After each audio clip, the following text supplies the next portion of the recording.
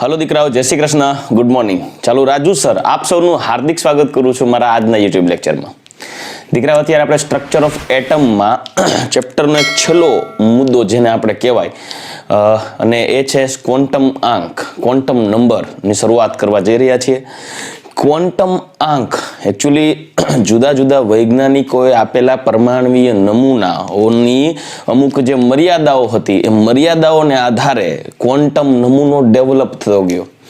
Last નીલ બોહરના પરમાણ્વીય નમૂનાની જે અમુક મર્યાદાઓ હતી કે પરમાણુનું ત્રિપરિમાણીય રચના સમજાવી નહોતો શકતો, પરમાણુમાં ઇલેક્ટ્રોનની ગોઠવણીઓ માટે એક ઇલેક્ટ્રોન ધરાવતું કોઈ સ્પીસીઝ હોય માત્ર એની જ ઇલેક્ટ્રોન રચના સમજાવી શકે, એક કરતા વધારે ઇલેક્ટ્રોન ધરાવતા સ્પીસીઝની પરમાણુ રચના સમજાવી નહોતો શકતો। ઝીમેનની અસરમાં મર્યાદા જોવા મળતી હતી એને, તો એને આધારે ઇર્વિન શ્રોડિંજર, હાઇઝનબર્ગ, સમરફિલ્ડ નામના વ્યક્તિઓએ પોતપોતાના જે સહિયારા વર્કને કારણે પરમાણુનો અત્યારનો જે મોડલ છે, મોડર્ન સાયન્સમાં જે ક્વોન્ટમ નમૂનો છે પરમાણુને ડેવલપ કર્યો, જેની અંદર કક્ષા અને કક્ષકો વિશેની ડિટેલમાં માહિતી મળી, ત્રિપરિમાણીય રચના વિશેની સમજૂતી આવી। પણ એ બધા કોન્સેપ્ટને આપણે અભ્યાસ નથી કરવાના, સીધા મેઇન મુદ્દા ઉપર આવીએ, ક્વોન્ટમ આંક, ક્વોન્ટમ નંબર। આ ક્વોન્ટમ નંબર એકચ્યુઅલમાં છે શું દીકરાઓ? આ ક્વોન્ટમ આંક એ પરમાણુના ક્વોન્ટમ નમૂનામાં ઇલેક્ટ્રોનનું એક્ઝેક્ટ લોકેશન, એટલે કે પરમાણુમાં કેન્દ્રની ફરતે ઇલેક્ટ્રોન એક્ઝેક્ટલી ક્યાં રહેલો છે એ ઇલેક્ટ્રોનનું, જેને આપણે કહેવાય ને સરનામું, એ ઇલેક્ટ્રોનનું એક્ઝેક્ટ લોકેશન નક્કી કરવા માટે ક્વોન્ટમ આંક આપવામાં આવ્યા છે, જે ઇલેક્ટ્રોનનું એડ્રેસ આપશે। હું એમ કહું કે દાખલા તરીકે તમે કોઈ એક ઘરમાં બેઠેલા છો, તો એ ઘરમાં તમે બેઠેલા છો તો અત્યારે તમારું ઘર, તમે જ્યાં ક્યાં રૂમમાં છો એ તમારું ઘર કયું છે, કઈ શેરીમાં છે, કઈ સોસાયટીમાં છે, કયા જિલ્લામાં છે, કયા રાજ્યમાં છે, કયા દેશમાં છે, એક્ઝેક્ટ તમારી પાસે જો સરનામું હોય તો તમે એક્ઝેક્ટલી તમને કોઈ વ્યક્તિ શોધી શકે। માનો કે તમે કોઈ ઇલેક્ટ્રોનની વાત કરો, તમને કોઈ ઇલેક્ટ્રોન આપવામાં આવે અને તમને પૂછે કે ઇલેક્ટ્રોનને ક્યાં ગોઠવવાનું છે, તમે ક્યાં ગોઠવશો, તો જો ઇલેક્ટ્રોનનું સ્થાન નક્કી કરવું હોય તો તમને એનું સરનામું ખબર હોવી જોઈએ। તો દીકરાઓ, એ ઇલેક્ટ્રોનનું જે એક્ઝેક્ટ સરનામું છે એને આ રીતે બતાવી શકાય, psi_NLM।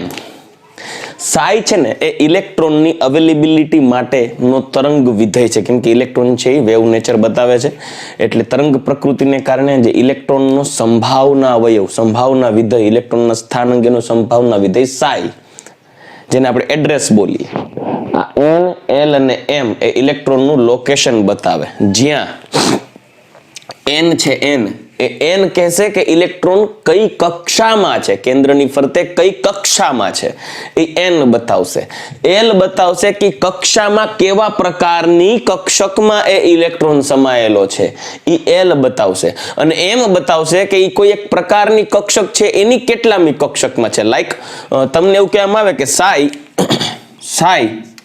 2 1 0, તો આને આધારે એમ કે આ ઇલેક્ટ્રોન છે, આ ઇલેક્ટ્રોન માટે સંભાવના વિધેય psi210 છે, તો ઇલેક્ટ્રોન ક્યાં હશે? તો હું એમ કહી દઈશ કે ઇલેક્ટ્રોન છે એ N બરાબર બીજી કક્ષા, L બરાબર 1 એટલે કે P પ્રકારની કક્ષક, અને M બરાબર 0 એટલે PZ કક્ષકમાં છે। એટલે એ ઇલેક્ટ્રોન છે એ ઇલેક્ટ્રોન કેન્દ્રની ફરતે પહેલી ને બીજી કક્ષામાં છે, અને એની P પ્રકારની કક્ષકમાં છે, અને એ પણ PZ માં છે। એ આ ત્રણના મૂલ્યને આધારે ખબર પડી જાય। તો એનો મતલબ તમારે કોઈ પણ ઇલેક્ટ્રોન માટે, લાઈક તમને આવું કીધું કે psi100,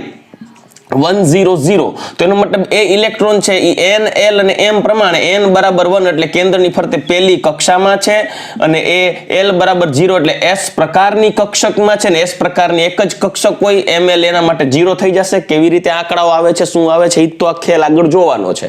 તો આને આધારે કહી શકાય કે ઇલેક્ટ્રોન છે કેન્દ્રની ફરતે પહેલી કક્ષામાં છે, S પ્રકારની કક્ષકમાં, S કક્ષકમાં છે। ચલો રેડી? તમને એવું કહેવામાં આવે કે psi બરાબર 3 2 0 આવું છે, તો એમ કહી શકીશ કે ઇલેક્ટ્રોન છે N બરાબર ત્રીજી કક્ષામાં, ડેલ બરાબર 2 D પ્રકારની કક્ષકમાં dz² માં છે। એ આ આંકડાઓને આધારે ઇલેક્ટ્રોનનું એક્ઝેક્ટ લોકેશન મળી જાય। તો આ આંકડાઓ છે એ દર્શાવે છે એન, એલ અને એમ એટલે કે મુખ્યત્વે 3 ક્વોન્ટમ આંક. ચોથો ક્વોન્ટમ આંક છે તો પછી આવ્યો હતો. તો એનો મતલબ એમ કે તમારે તે 4 ટોટલ ક્વોન્ટમ આંક જોવાના છે ઇલેક્ટ્રોનના લોકેશન અંગે, ઇલેક્ટ્રોનના સ્પિન અંગે. તો પરમાણુમાં ઇલેક્ટ્રોનનું એક્ઝેક્ટ લોકેશન, એક્ઝેક્ટ સ્થાન નક્કી કરવા માટે તમારે મુખ્યત્વે 4 ક્વોન્ટમ આંક ભણવાના છે. જે લોકોને ક્વોન્ટમ આંકમાં ટપો નથી પડતો, ભૂતકાળમાં ટપો નથી પડેલો, અત્યારે રિવિઝન કરતા હો અને ટપો પાડવાનો છે, તો ખાસ નિરાતે સમજીને વિચારજો, જોજો. લેક્ચરમાં જે સમજાય નહીં તે પાછું એકવાર લેક્ચર રિવાઇઝ કરીને પાછું એકવાર જુઓ. આ ઇમ્પોર્ટન્ટ પોઈન્ટ છે, ખાસ સમજજો. આમાંથી ક્વેશ્ચન્સ આવી શકે છે. તો ઇલેક્ટ્રોનનું સ્થાન નક્કી કરવા માટે મુખ્યત્વે 4 પ્રકારના ક્વોન્ટમ આંક ડિસાઇડ કરેલા છે, જેમાં મેઇન 3 છે અને ચોથો સ્પિન ક્વોન્ટમ આંક છે. જે આ 3 ક્વોન્ટમ આંકની શોધ થયા બાદ સ્પિન ક્વોન્ટમ આંક, ત્યાર પછી ઘણા વર્ષો પછી ઉહલેનબેક નામના વ્યક્તિએ સ્પિન ક્વોન્ટમ આંક આપ્યો, જે ઇલેક્ટ્રોનના સ્પિનનો નિર્દેશ કરે છે. તો સૌથી પહેલા 4 ક્વોન્ટમ આંક કયા કયા છે એની વાત કરીએ. n એ મુખ્ય ક્વોન્ટમ આંક તરીકે ઓળખાય, જેને કહેવાય પ્રિન્સિપલ ક્વોન્ટમ નંબર. l જેને કોણીય વેગમાન ક્વોન્ટમ આંક કહેવાય, અથવા તેને ગૌણ ક્વોન્ટમ આંક પણ કહેવાય, એઝિમ્યુથલ ક્વોન્ટમ આંક પણ કહેવાય, જેની સંજ્ઞા છે l. m અથવા એને ml તરીકે પણ દર્શાવાય, જેને કહેવાય ચુંબકીય ક્વોન્ટમ આંક. અને s એટલે કે સ્પિન ક્વોન્ટમ આંક. આ ચારેય શું બતાવે? મુખ્ય ક્વોન્ટમાંક n જે છે, n મુખ્ય ક્વોન્ટમાંક n એ નિર્દેશ કરે છે કક્ષાનો નિર્દેશ કરે. કોણીય વેગમાન ક્વોન્ટમાંક જે l છે એ કક્ષકના પ્રકારનો નિર્દેશ કરે, લાઈક SPDF. પછી ચુંબકીય ક્વોન્ટમાંક છે એ કક્ષકોની સંખ્યાનો નિર્દેશ કરે. કોઈ પણ એક પ્રકારની કક્ષક હોય, એ કક્ષકમાં કેટલી કક્ષક, લાઈક p પ્રકારની કક્ષક હોય તો એમાં p પ્રકારની કેટલી કક્ષક, તો કે 3, એ આ બતાવશે ચુંબકીય ક્વોન્ટમમાં. લાઈક d પ્રકારની કક્ષક હોય તો d પ્રકારની કક્ષક આ બતાવશે, પણ d પ્રકારની કક્ષકમાં કુલ 5 કક્ષકો હોય, એ 5 કક્ષકોની સંખ્યા ચુંબકીય ક્વોન્ટમાંક બતાવે. f પ્રકારની કક્ષક હોય એ બતાવે બીજી કોણીય વેગમાન ક્વોન્ટમાંક, પણ f પ્રકારની કુલ 7 કક્ષક હોય એનો નિર્દેશ કરશે ચુંબકીય ક્વોન્ટમાંક. અને સ્પિન ક્વોન્ટમાંક છે જે ઉહલેનબેક નામના વ્યક્તિ આપ્યું છે, એ ઇલેક્ટ્રોન ના સ્પિન નો નિર્દેશ કરશે, એટલે કે ક્લોકવાઇઝ ફરે છે કે એન્ટી ક્લોકવાઇઝ, એની ચર્ચા કરાવશે. તો 1 by 1 આપણે ડિટેલમાં ડિસ્કશન કરતા જઈએ. સૌથી પહેલા 1 by 1 ક્વોન્ટમાંક સમજીએ, પછી એક ચાર્ટ બનાવશું, એ ચાર્ટની અંદર બધા ક્વોન્ટમાંકને મિક્સ કરશું અને એને રિલેટેડ MCQs ની પણ પ્રેક્ટિસ કરશું. તો ચાલો દીકરાઓ, સૌથી પહેલા આપણે ચર્ચા કરીએ મુખ્ય ક્વોન્ટમ આંક. મુખ્ય ક્વોન્ટમ આંક શું છે? Principal quantum number. દીકરાઓ, કોઈ પણ પરમાણુ હોય, પરમાણુના કેન્દ્રની ફરતે જે આ કક્ષાઓ ગોઠવેલી છે, ખરેખર આ કક્ષા વિશે જો આપણે જાણતા હોય તો આ કક્ષા નંબર 1, 2, 3, 4 આવી રીતે કક્ષાનો નંબર આપીએ છીએ, અને એની સંજ્ઞા ખરેખર આપણે n આપીએ છીએ. n બરાબર 1, n બરાબર 2, n બરાબર 3, n બરાબર 4. જ્યાં n છે, n એ મુખ્ય ક્વોન્ટમ આંક તરીકે ઓળખાય. જો તમે n નું મૂલ્ય જાણતા જ ન હો તો આપણે ક્યારેય ન જાણી શકીએ કે ઇલેક્ટ્રોન ખરેખર કઈ કક્ષામાં છે. કેમ કે ઇલેક્ટ્રોનનું પહેલા એક્ઝેક્ટ લોકેશન જાણવું હોય તો તમારે પહેલા એ જાણવું પડે કે એ કઈ કક્ષામાં છે. મારે તમારા ઘરનું એક્ઝેક્ટ એડ્રેસ જોતું હોય તો સૌથી પહેલા મારે એ જાણવું પડે છે કે તમારું જે ઘર છે એ ગુજરાતના કયા જિલ્લામાં આવ્યું છે.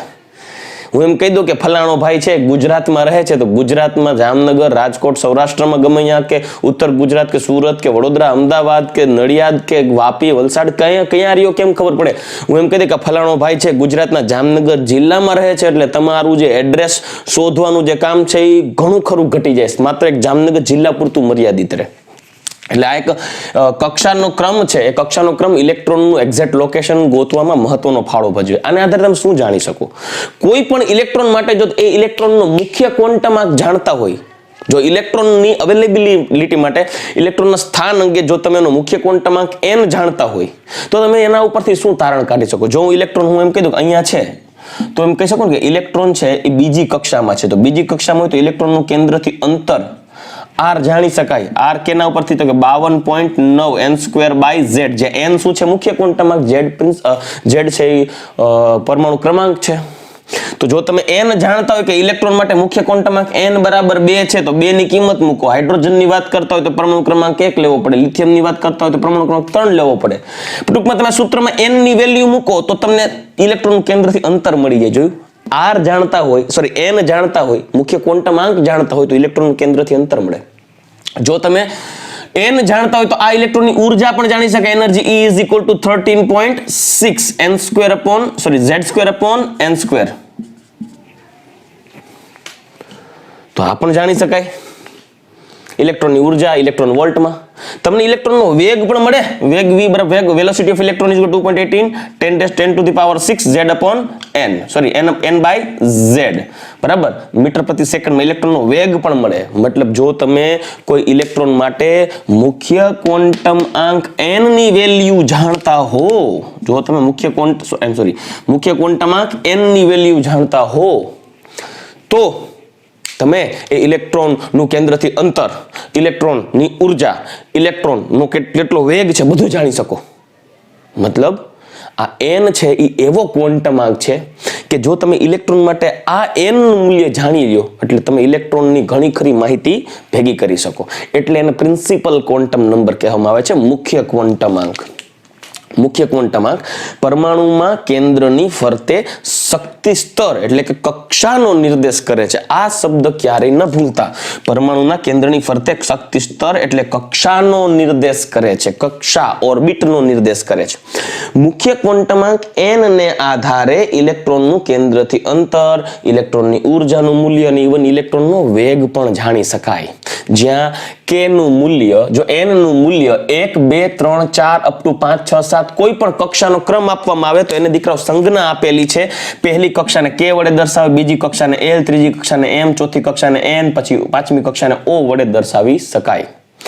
તો યાદ રાખજો કોઈ પણ કક્ષાનો ક્રમ n l m n ને આધારે તમે k એટલે 1, l એટલે 2, m એટલે 3, n એટલે 4 આ n છે મુખ્ય ક્વોન્ટમ આંક છે.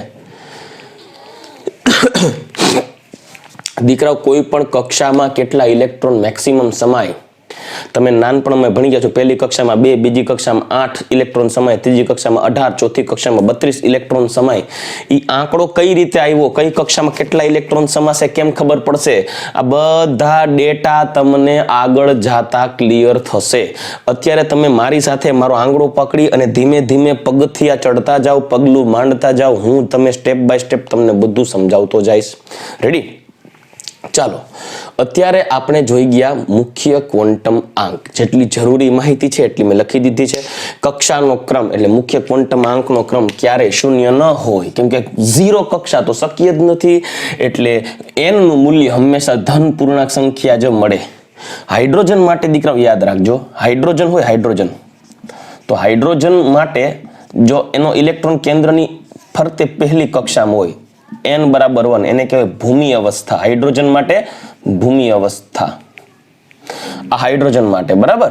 પણ જ્યારે એ ઇલેક્ટ્રોનને તમે બહારથી એનર્જી પ્રોવાઈડ કરશો ત્યારે ઇલેક્ટ્રોન છે એ સંક્રાંતિ અનુભવે અને જમ્પ મારે. તો એ ઇલેક્ટ્રોન જમ્પ મારીને કાં તો n બરાબર 2 માં આવે, કાં તો n બરાબર 3 માં આવે, કાં તો n બરાબર 4 માં આવે, કાં તો n બરાબર 5 માં આવે. આવું થઈ શકે જ્યારે તમે ઉર્જા એપ્લાય કરો ત્યારે. એ ઇલેક્ટ્રોન ઉપર તમે જો હીટ પ્રોડ્યુસ કરો, હીટ એપ્લાય કરો તો ઇલેક્ટ્રોન જમ્પ મારીને n બરાબર 2 માં આવે. તો હાઇડ્રોજન માટે n બરાબર 2 શું કહેવાય? ઉત્તેજિત અવસ્થા કહેવાય. પણ એની ભૂમિ અવસ્થા 1 છે તો ઉત્તેજિત અવસ્થા કઈ થાય? 2.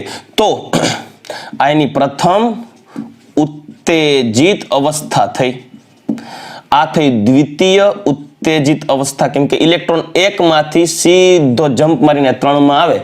તો આ પહેલી એક્સાઇટેડ સ્ટેટ હતું એનું n બરાબર 2, પણ ઇલેક્ટ્રોન 1 માંથી 3 માં જાય તો એમ કહેવાય કે ઇલેક્ટ્રોન તેની દ્વિતીય ઉત્તેજિત અવસ્થામાં ગયો. ધ્યાન રાખજો n બરાબર 4 છે એ હાઇડ્રોજન માટે તૃતીય ઉત્તેજિત અવસ્થા કહેવાય, કેમ કે n બરાબર 1 એની ભૂમિ અવસ્થા છે. મગજમાં રાખજો n બરાબર 1 એની ભૂમિ અવસ્થા છે. એ ઉત્તેજિત અવસ્થા 3 એટલે n બરાબર 1 થી 2 તો 2 છે ઉત્તેજિત અવસ્થા 1 કહેવાય. n બરાબર 1 થી 3 તો ઉત્તેજિત અવસ્થા બીજી. n બરાબર 1 થી 4 તો ઉત્તેજિત અવસ્થા ત્રીજી કહેવાય એને. n બરાબર 5 માં આવે તો આને કહેવાય ચતુર્થ ઉત્તેજિત અવસ્થા. તમને આવો પ્રશ્ન પૂછાય કે હાઇડ્રોજનની તૃતીય ઉત્તેજિત અવસ્થાની ઉર્જા કેટલી? તો હાઇડ્રોજનની ભૂમિ અવસ્થા 1 હોય. આ યાદ રાખજો, હાઇડ્રોજન માટે ક્યારેય ઉત્તેજિત અવસ્થાનું મૂલ્ય n બરાબર 1 નહીં થાય. શું કરવાને નહીં થાય? કેમ કે ઇલેક્ટ્રોન માટે હંમેશા n બરાબર 1 એની ભૂમિ અવસ્થા જ રહે. એ ઉત્તેજિત અવસ્થા ક્યારેય ન બને. અને ઇવન હાઇડ્રોજન માટે નહીં, કોઈ પણ તત્વ માટે, હાઇડ્રોજન માટે છોડો, કોઈ પણ તત્વ માટે n બરાબર 1 ક્યારેય ઉત્તેજિત અવસ્થા ન બને. કેમ કે n બરાબર 1 તો હંમેશા ભૂમિ અવસ્થા જ હોય. આને આધારે કોઈ એવું પૂછે કે લિથિયમ છે, લિથિયમ, તો લિથિયમમાં કેટલા ઇલેક્ટ્રોન હોય? 3 અને એની ઇલેક્ટ્રોન રચના હોય 1s1, જે આપણે આગળ ઇલેક્ટ્રોન રચના જોશું એટલે તમને થોડું વધારે ક્લિયર થશે, કેમ કે ક્વોન્ટમ આંકના ઉપરથી તો ઇલેક્ટ્રોન રચના આગળ આવશે. પણ આને આધારે પૂછાતા પ્રશ્નોની એક હિન્ટ આપું તો આ ત્રીજો ઇલેક્ટ્રોનની ભૂમિ અવસ્થા કહેવાય 2, એટલે એનો કેન્દ્ર પહેલી, બીજી, ત્રીજી, ચોથી, આ n બરાબર 1, 2, 3, 4 થયું. હવે એનો ત્રીજો ઇલેક્ટ્રોન એટલે આ થયું 2s1 માં એક ઇલેક્ટ્રોન છે, 2s1 બરાબર. હવે એ ઇલેક્ટ્રોનને તમે ઉર્જા આપો અને જમ્પ મારીને અહીંયા આવે અને તમને એવું પૂછવામાં આવે કે લિથિયમના ત્રીજા ઇલેક્ટ્રોન, એટલે આ થયો, લિથિયમના ત્રીજા ઇલેક્ટ્રોનની પ્રથમ ઉત્તેજિત અવસ્થા કઈ થાય? તો લિથિયમના ત્રીજાની પ્રથમ ઉત્તેજિત અવસ્થા થાય 3, તો લિથિયમના ત્રીજા ઇલેક્ટ્રોનની પ્રથમ ઉત્તેજિત અવસ્થા કઈ થાય? n બરાબર 3 થાય, ફર્સ્ટ એક્સાઇટેડ સ્ટેટ. લિથિયમના ત્રીજા ઇલેક્ટ્રોનની દ્વિતીય ઉત્તેજિત અવસ્થા કેટલી થાય? તો દ્વિતીય ઉત્તેજિત અવસ્થા થાય n બરાબર 4. આ મગજમાં રાખવું, કેમ કે આની આધારે કોઈ ક્વેશ્ચન પૂછાય કે હાઇડ્રોજન છે એની પ્રથમ ઉત્તેજિત અવસ્થા તો n બરાબર 2 થાય એની ઉર્જા, હાઇડ્રોજનની દ્વિતીય ઉત્તેજિત અવસ્થા એટલે n બરાબર 3 થાય. કેમ કે ઘણા વખત વિદ્યાર્થીઓ એવી ભૂલ કરતા હોય કે ભાઈ પ્રથમ ઉત્તેજિત અવસ્થા માંગે એટલે n બરાબર 1 લઈ લે. અરે દીકરાઓ, પ્રથમ ઉત્તેજિત અવસ્થા માંગી છે હાઇડ્રોજન માટે, ઓલમોસ્ટ હાઇડ્રોજન વાળા કોન્સેપ્ટ વધારે પૂછાય, કેમ કે નીલ બોહરનો પરમાણુ નમૂનો તો હાઇડ્રોજન માટે જ હતો, બરાબર, કે હાઇડ્રોજન માટેની પ્રથમ ઉત્તેજિત અવસ્થા n બરાબર 2 લેજો. અને n બરાબર 1 એ એવી કક્ષા છે કે જિંદગીમાં કોઈ માટે પણ એ ઉત્તેજિત અવસ્થા ન બને, એ હંમેશા ગ્રાઉન્ડ સ્ટેટ જ હોય. કેમ કે એની ઉત્તેજિત અવસ્થા હું એમ કહું બીજી બની શકે, કેમ કે એના કરતા કોઈક નીચી ઉર્જાવાળી કક્ષા છે n બરાબર 1, તો એ કદાચ એનું ઇલેક્ટ્રોન અહીંયા આવે તો આ ઉત્તેજિત અવસ્થા બને, પણ n બરાબર 1 હોય એની નીચે કોઈ કક્ષા જ નથી, તો આ તો મેક્સિમમ સૌથી ઓછી ઉર્જાવાળી કક્ષા થઈ, આનાથી નીચે કોઈ કક્ષા જ ન હોય તો આ કોઈ ઉત્તેજિત અવસ્થા બને જ નહીં, આ ભૂમિ અવસ્થા જ કહેવાય, બરાબર. અને મગજમાં રાખજો. તો આ થઈ ગયું આપણે મુખ્ય ક્વોન્ટમ આંક. કોઈ પણ કક્ષામાં કેટલા ઇલેક્ટ્રોન મેક્સિમમ સમય એ આપણે આગળ હજી જાશું એમ ચર્ચા કરતા જાશું, પણ અત્યારે આપણે નેક્સ્ટ ક્વોન્ટમ આંક જોશું અને એ છે કોણીય વેગમાન ક્વોન્ટમ આંક અથવા તો એઝીમ્યુથલ ક્વોન્ટમ નંબર, એટલે કે ગૌણ ક્વોન્ટમ આંક. રેડી? તો ચાલો હવે નેક્સ્ટ પોઈન્ટ જોઈએ.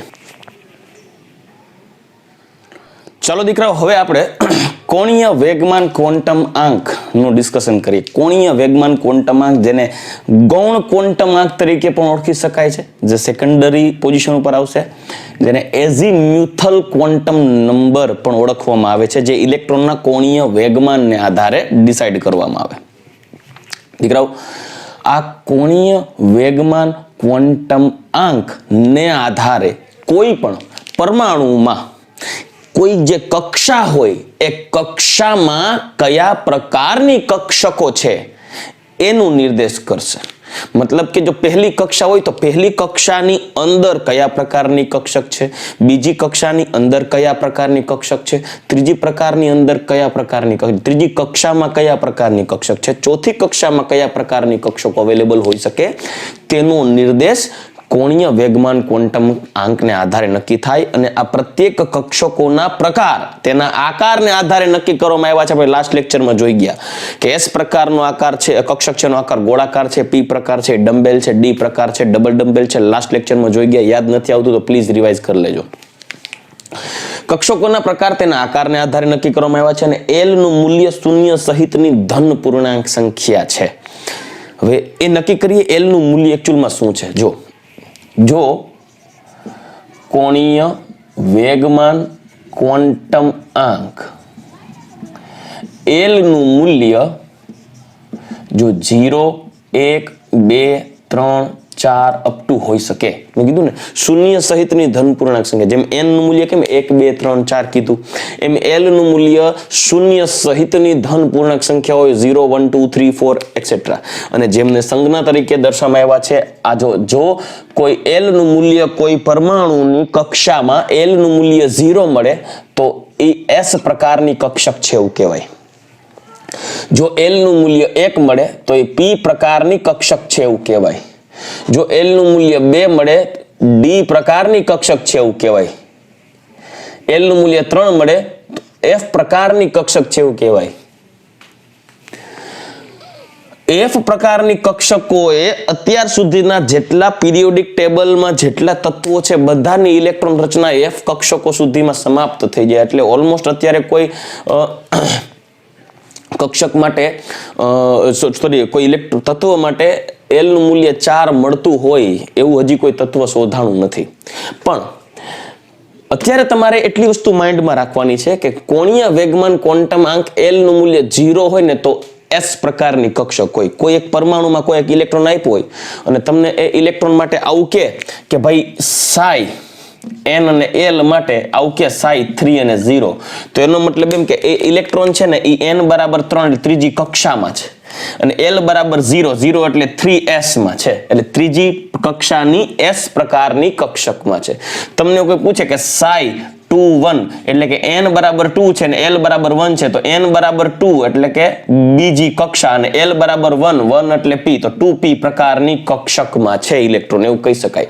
જો તમને એવું પૂછે કે psi બરાબર 4 2 42, તો એનો મતલબ એમ કે psi બરાબર n બરાબર 4 એટલે ચોથી કક્ષા અને 2 એટલે l બરાબર 2 2 એટલે d પ્રકાર, તો ઇલેક્ટ્રોન 4d પ્રકારની કક્ષકમાં છે એવું કહેવાય. એટલે એક સિમ્પલ રસ્તો તમને સમજાવ્યો છે કે આ l નું મૂલ્ય શું નિર્દેશ કરે છે. પણ મુદ્દો એ છે કે સર આ l નું મૂલ્ય 0 1 2 3 કોઈ પણ કક્ષામાં l નું મૂલ્ય 0 છે કે 1 2 છે કે 2 છે કે 3 છે કેમ ખબર પડશે? રાઈટ, તો એ જાણીએ કે ભાઈ આ l ના આ મૂલ્યો ક્યાંથી આવ્યા. તો સાંભળજો, કોઈ પણ માન્ય કક્ષામાં l નું મૂલ્ય બરાબર 0 થી n - 1 હોય. કેટલું હોય? 0 થી n - 1. યાદ રાખજો, 0 થી n - 1. જાણીએ, જો n બરાબર 1 હોય એટલે કઈ કક્ષા કેન્દ્રની ફરતે? પ્રથમ કક્ષા. તો n બરાબર 1 હોય તો l બરાબર કેટલું હોવું જોઈએ? 0 થી n - 1 લગાડીએ તો 0 થી l બરાબર 0 થી n - 1. આ ફોર્મ્યુલા આપણે એપ્લાય કરશું. તો પ્રત્યેક કક્ષામાં કેટલા પ્રકારની કક્ષકો છે ને એ એક જરાક આપણે જોઈ લઈએ. પ્રત્યેક કક્ષામાં કેટલા પ્રકારની કક્ષકો છે અહીંથી ખબર પડશે. જો તમને એમ થાય સર કેન્દ્રની ફરતે પહેલી કક્ષામાં કયા પ્રકારની કક્ષક, બીજી કક્ષામાં કયા પ્રકારની કક્ષક, ત્રીજી કક્ષામાં કયા પ્રકારની કક્ષક હોય કેમ ખબર પડશે? તો જો આ ફોર્મ્યુલા એપ્લાય કરવાના, ફોર્મ્યુલા મગજમાં રાખજો. l નું મૂલ્ય કેટલું હોય? 0 થી n - 1.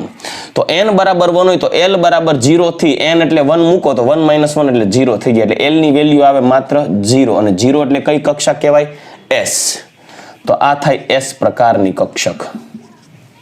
તો પહેલી કક્ષા છે, તો પહેલી કક્ષા હું n અને l ના સંદર્ભે હું જો psi n l આમ લખવા અહીંયા ઈચ્છું તો આ કઈ થાય? 2s થાય ને? 2s. l બરાબર શું છે? 0 છે, તો 1 0 એટલે આવું થાય ને. s પ્રકાર એટલે શું થાય? psi 1 0 10, psi 1 0 એટલે શું થાય? 2s. n બરાબર sorry, I am really sorry, 2s નહીં, આઈ એમ સોરી, 1 n બરાબર 1 છે એટલે 1s થશે. n બરાબર 1 એટલે 1 અને l બરાબર 0 0 એટલે s પ્રકાર, તો 1s. તો પહેલી કક્ષામાં એક જ પ્રકારની કક્ષક હોય 1s પ્રકારની, એના માટે psi ની વેલ્યુ થાય psi 1 0. જ્યાં 1 એટલે પહેલી કક્ષાનો નિર્દેશ કરે અને 0 એટલે l ની વેલ્યુ 0 છે, 0 એટલે s, એટલે પહેલી કક્ષામાં એક જ પ્રકારની કક્ષક હોય. હવે n બરાબર 2 જોઈએ બીજી કક્ષા માટે. જો n બરાબર 2 લઉં તો એના માટે l ના શક્ય મૂલ્યો કેટલા? તો કે 0 થી n - 1 એટલે 2 - 1 એટલે 0 થી 1 થાય અને 0 થી 1 એટલે તો કે ભાઈ L બરાબર કાં તો 0 હોય અને L બરાબર 1 પણ હોઈ શકે, રાઈટ? તો હવે જો L બરાબર જ્યારે 0 હોય, જો L બરાબર 0 હોય તો એ કઈ થાય? S કક્ષક થાય. તો બીજી કક્ષામાં S પ્રકારની કક્ષક હોય અને L બરાબર 1 હોય તો P પ્રકારની કક્ષક થઈ જોઈ રહ્યું, એટલે બીજી કક્ષામાં એક P પ્રકારની કક્ષક પણ હોઈ શકે. તો એના માટે જો અહીંયા psi NL ની વેલ્યુ લખું, psi NL, તો આ કયું થશે? n બરાબર કયું છે? બીજું, તો આ થાય psi 2 0. L બરાબર શું છે? 0, તો એનો મતલબ થાય 2s. અને અહીંયા psi શું છે? psi ની વેલ્યુ NL લખીએ, n શું છે? 2 અને L શું છે? 1, તો psi 2 1, psi 2 1 એટલે થાય 2p. જોયું? psi 2 1 એટલે 2p. તેનો મતલબ એમ કે n બરાબર 2 હોય તો જો બીજી કક્ષા હોય તો બીજી કક્ષામાં, સાંભળજો, બીજી કક્ષામાં બે પ્રકારની કક્ષકો હોઈ શકે, L બરાબર 0, L બરાબર 1. તો 0 એટલે S, 1 એટલે P, કક્ષા બીજી છે તો બીજી કક્ષાનું અનુસંધાન થાય 2S 2P. થયું 2S 2P. તો હું તમને એ અહીંયા એકવાર નિર્દેશ કરી દઉં. માની લો કે આ પહેલી કક્ષા છે, આ પહેલી કક્ષા છે, આ બીજી કક્ષા છે, આ ત્રીજી કક્ષા છે, આ ચોથી કક્ષા છે. n બરાબર 1, n બરાબર 2, n બરાબર 3, n બરાબર 4. હવે પહેલી કક્ષામાં કઈ કક્ષક હોય? તો કે 1s કક્ષક હોય ખાલી. બીજી કક્ષામાં તો બીજી કક્ષામાં બે પ્રકારની કક્ષક છે, 2s અને 2p છે. ત્રીજી કક્ષાની વાત કરીએ તો ત્રીજી કક્ષામાં કેટલી કક્ષક હોય જોઈએ? n બરાબર 3 હોય ત્યારે. ત્રીજી કક્ષા હોય n બરાબર 3, તો L બરાબર શું થાય? 0 થી 3 minus 1 એટલે 0 થી 2. તો એ ત્રણ કક્ષાઓ જોઈ લઈએ આગળ. સોરી, n બરાબર 3 છે તો L બરાબર શું હોઈ શકે? 0 પણ હોઈ શકે, L બરાબર 1 પણ હોઈ શકે, L બરાબર 2 પણ હોઈ શકે. થાય ને? 0 થી 2, 0 થી 2 એટલે 0 1 2 થાય. તો હવે એને આપણે ત્રણ પાર્ટમાં ડિવાઈડ કરીએ. દીકરો, આ વસ્તુ તમારા માઇન્ડમાં ક્લિયર હોવી જોઈએ. તો L બરાબર 0 એટલે શું થાય? મગજમાં L બરાબર 0, 0 1 2 3, L બરાબર 0 એટલે S P D F. L બરાબર 0 એટલે S, તો આ થાય S પ્રકાર. આ થાય L બરાબર 1 એટલે P, આ થાય L બરાબર 2 એટલે D. Okay, S P D ત્રણેય ક્યાં છે? ક્યાં છે? ક્યાં છે? ક્યાં છે? ક્યાં છે? ક્યાં? હા, n બરાબર 3 માં. વાહ, n બરાબર 3 માં ત્રણ પ્રકારની છે, S પ્રકાર, P પ્રકાર ને D પ્રકાર. થઈ ગયું. હવે એની psi ની વેલ્યુઓ જો જોઈએ દીકરાઓ, તો psi n અને L જોઈએ તો psi અહીંયા માટે શું થશે? psi n બરાબર 3 છે, L મળ્યો 0. psi n બરાબર 3 છે, L મળ્યો 1. psi n બરાબર 3 છે, L મળ્યો 2. તો આ શું થશે? 3 0 એટલે 3 0 એટલે S, તો 3S, 3 1 એટલે 3P 3D. થઈ ગયું? 3S 3P 3D. તો ત્રીજી કક્ષા છે એમાં ત્રણ પ્રકારની કક્ષકો હોય, 3S હોય, 3P હોય, 3D હોય. તો ચોથી કક્ષામાં જોશું દીકરાઓ, તો ચોથી કક્ષામાં જોઈએ n બરાબર 4 હોય તો L ની વેલ્યુ કેટલી મળે? 0 થી 4 minus 1, 4 minus 1, કેમ કે n બરાબર 4 છે તો 0 થી n minus 1, 4 minus 1 તો થઈ જાય 3. તો માટે 0 થી 3, તો L બરાબર 0, L બરાબર 1, L બરાબર 2, L બરાબર 3. હવે એને 4 પાર્ટમાં ડિવાઈડ કરી દો. તો હવે જુઓ, L બરાબર 0 હોય તો L બરાબર 0 પ્રમાણે કઈ કક્ષક થવી જોઈએ? S. આના પ્રમાણે P, આ L બરાબર 2 પ્રમાણે D અને L બરાબર 3 પ્રમાણે F. તો psi ની વેલ્યુ લઈ લઉં. psi NL મુજબ અહીંયા psi n ક્યુ છે 4 અને L ક્યુ છે S, તો અહીંયા 4 0, psi 4 1, psi 4 2, psi 4 3. એ પ્રમાણે કક્ષક કઈ થશે? તો 4 0 પ્રમાણે 4S, 4P, 4D, 4F થશે. જોઈ L બરાબર 3, 4F. તો આને આધારે ચોથી કક્ષામાં કઈ કઈ કક્ષક હોય? તો ચોથી કક્ષામાં એક હોય 4S, એક હોય 4P, એક હોય 4D, એક હોય 4F. સિમ્પલ. તો આ થઈ ગઈ કક્ષકોના પ્રકાર. એઝીમ્યુથલ ક્વોન્ટમ નંબર, કોણીય વેગમાન ક્વોન્ટમ આંક.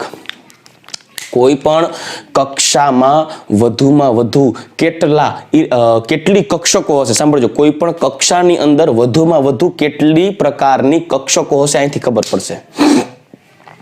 બહુ સિમ્પલ લોજિક કહું. બોજો, હવે હું જે તમને મુદ્દો કહેવા જાઉં છું ખાસ ધ્યાન રાખજો. કોઈ પણ કક્ષામાં રહેલ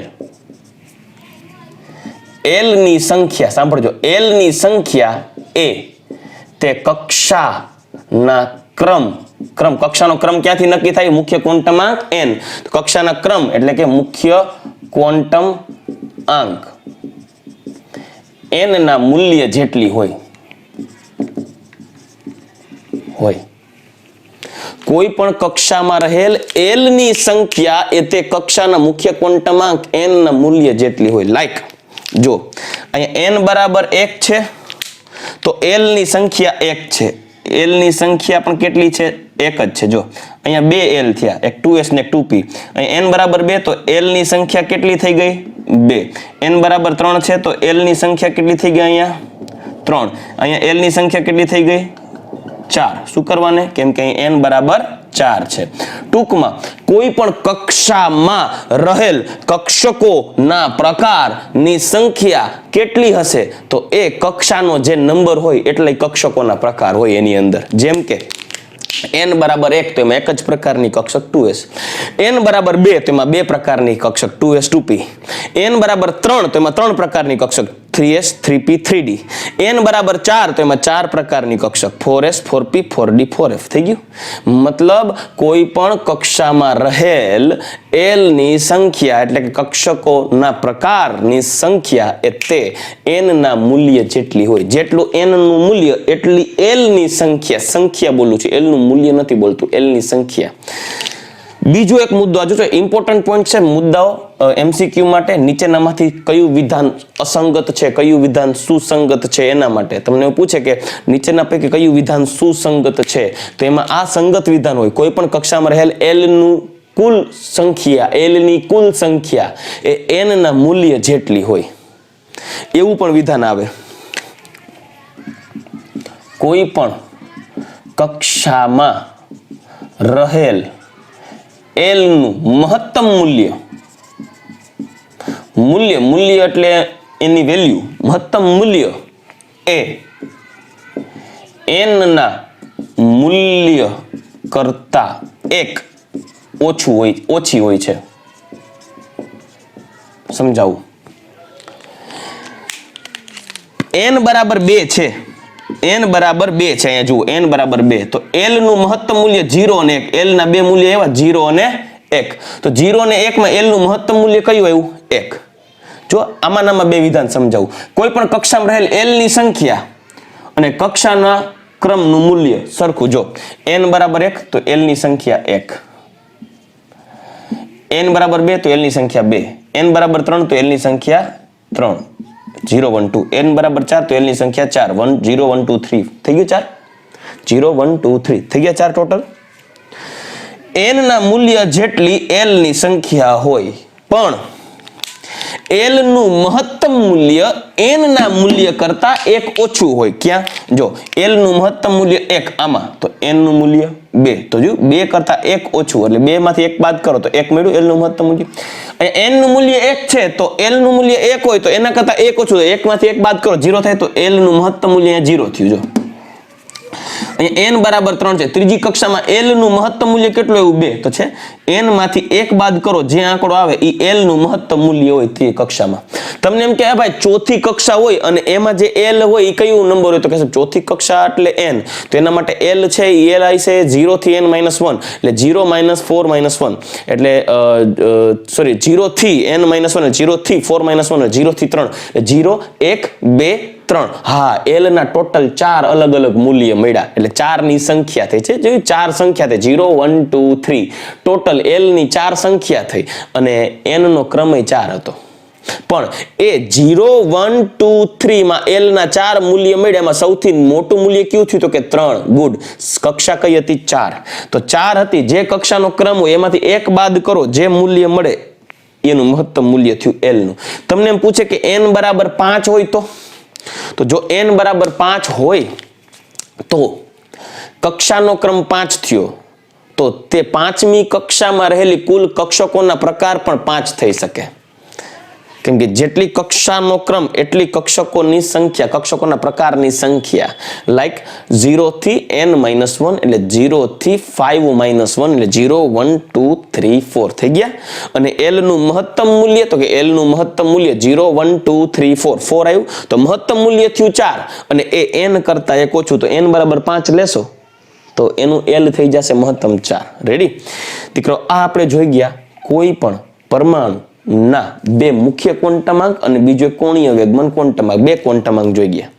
દીકરા બધા ક્વોન્ટમાંક એકયારે હું તમને ભણાવીશ તો આઈ થિંક તમે કન્ફ્યુઝ થઈ જશો ક્લિયર હોવા છતાં, પણ છતાંય હું હવે આ બે ક્વોન્ટમાંક આજે ક્લિયર કર્યું. તમારે ઘરે હોમવર્કમાં વ્યવસ્થિતપણે સમજવાનું છે. એવું હોય તો પાછો એકવાર આવો ચાર્ટ બનાવજો કે કોઈ પણ કક્ષામાં કેટલા પ્રકારની કક્ષકો હોય તો મુખ્ય ક્વોન્ટમાંકને આધારે કોણીય વેગમાન ક્વોન્ટમાંક નક્કી કરવાનો. દીકરાઓ l નું મૂલ્ય n ઉપર આધારિત હોય, આ યાદ રાખજો. કોણીય વેગમાન ક્વોન્ટમાંક l નું મૂલ્ય એ મુખ્ય ક્વોન્ટમાંક n ઉપર આધારિત હોય છે. કેમ કે l નું જે મૂલ્ય મળશે એ n ઉપરથી તો મળ્યું ને, એટલે l નું મૂલ્ય n ઉપર આધારિત હોય. તો n ને આધારે કેટલા l ના મૂલ્ય આવ્યા તમારે હાથે લખીને પ્રેક્ટિસ એકવાર કરશો તો જ તમને આને રિલેટેડ MCQ સોલ્વ થશે. એટલે હું તમને પહેલા 4 ક્વોન્ટમાંક પૂરા કરાવીશ, પછી એને MCQ માટે હું તમને ચાર્ટ બનાવી દઈશ, પછી આપણે MCQ સોલ્વ કરશું. દીકરાઓ પાછું બોલું છું, n નું મૂલ્ય ઉપયોગ કરો, l નું મૂલ્ય મળે 0 થી n-1. બરાબર. તો પહેલી કક્ષામાં l એક જ પ્રકારનો હોય 0 એટલે 1s, બીજી કક્ષામાં 2 પ્રકાર, ત્રીજીમાં 3, ચોથીમાં 4. એને આધારે l ના મૂલ્ય ઉપરથી કક્ષકોના પ્રકાર જાણી શકાય. આઈ હોપ કે તમે સમજી ગયા. છતાં એકવાર એવું હોય તો રિવાઇઝ કરી શકો છો. n બરાબર 2 તો l બરાબર 0 થી 1 એટલે 0 અને 1 એટલે 2s અને 2p. n બરાબર 3 તો l બરાબર 0 થી 2 0 1 2 એટલે 3s 3p 3d. n બરાબર 4 તો l બરાબર 0 થી 3 તો 4s 4p 4d 4f. Ready? હવે નેક્સ્ટ લેક્ચરમાં આપણે આગળ જોશું કે આ કક્ષકોમાં કેટલી કક્ષકો છે. જો કે આપણે નેક્સ્ટ પ્રીવિયસ લેક્ચરમાં જોઈ ગયા કે s પ્રકારની એક જ કક્ષક, p પ્રકારની 3 કક્ષક, d પ્રકારની 5 કક્ષક, f પ્રકારની 7 કક્ષક. એ કક્ષકોની સંખ્યા તેના ચુંબકીય ક્ષેત્રની દિશાને આધારે નક્કી કરવામાં આવે છે. કક્ષકોનો આકાર છે એ પ્રકાર છે, આકારને આધારે નક્કી કરવામાં આવે, મેગ્નેટિક ફિલ્ડના આકારને આધારે નક્કી કરવામાં આવે. પણ એ કક્ષકોની સંખ્યા એ મેગ્નેટિક ફિલ્ડના ઓરિએન્ટેશન, દિશાને આધારે નક્કી કરવામાં આવશે, જે આપણે નેક્સ્ટ લેક્ચરમાં આગળ જોશું. નેક્સ્ટ ક્વોન્ટમ નંબર, ચુંબકીય ક્વોન્ટમ આંક અને સ્પિન ક્વોન્ટમ આંક. રેડી? તો દીકરાઓ આજનો લેક્ચર આપણે અહીંયા પૂર્ણ કરીએ. નેક્સ્ટ લેક્ચરમાં પાછા મળશું બીજા ક્વોન્ટમ આંક સાથે, થર્ડ ક્વોન્ટમ આંક સાથે. ત્યાં સુધી રજા લઈશ. ગુડ બાય, ટેક કેર, જય શ્રી કૃષ્ણ.